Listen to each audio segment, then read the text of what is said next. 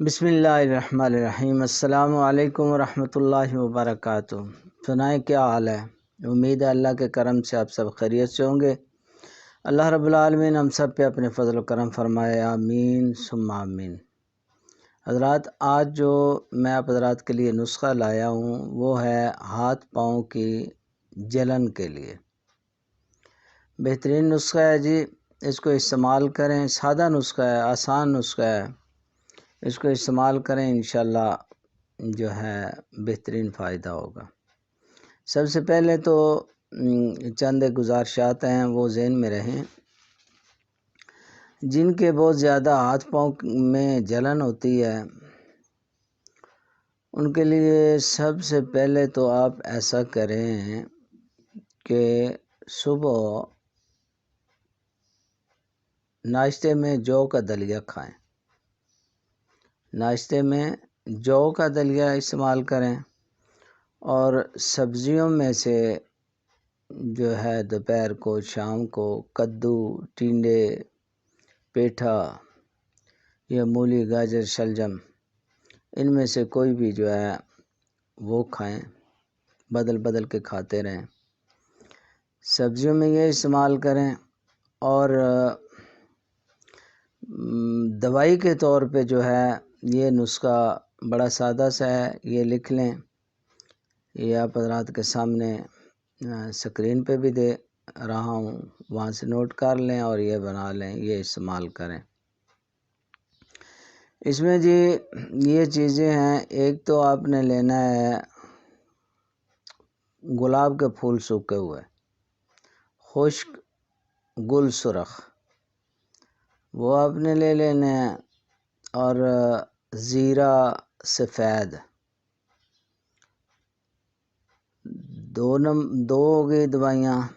تیسرے نمبر پہ آپ نے لینا ہے سندل سفید، اور چوتھے نمبر پہ آپ نے لینی ہے جی الائچی سفید، یعنی چھوٹی الائچی۔ اچھا، ان کو چاروں چیزوں کو ہم وزن لینا ہے، برابر وزن لے کے تو آپ نے ان کو پیس لینا ہے، ٹھیک ہے۔ اچھا، جو تو شوگر والے ہیں، جن کو شوگر ہے وہ ایسے ہی استعمال کریں گے۔ جن کو شوگر نہیں ہے وہ 5واں جز جو ہے مصری، کوزہ مصری، وہ بھی ان کے برابر ہی وہ ڈال لیں گے۔ ان کو اچھی طرح باریک کر کے یہ رکھ لیں، اور چوتھا حصہ چمچ کا، چھوٹا چمچ جو چائے والا ہوتا ہے، وہ صبح دوپہر شام آپ پانی کے ساتھ لیں، دودھ کے ساتھ بھی لے سکتے ہیں، پانی کے ساتھ بھی۔